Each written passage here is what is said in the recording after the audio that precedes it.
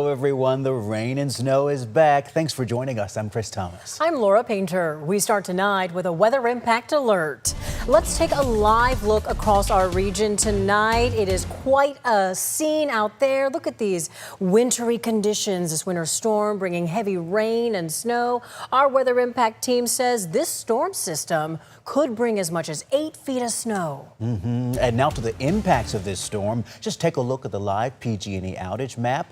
Not seeing much right now, huh? The only outage we're seeing is in Cameron Park with about 130 customers out. Now, before this storm, PG&E says they used AI and machine learning enhanced weather models to help determine where to send crews and equipment like power poles and transformers.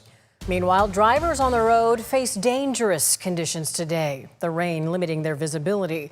There were several weather-related crashes on I-5 and Florin Road. A total of 5 vehicles were involved and some minor injuries were reported.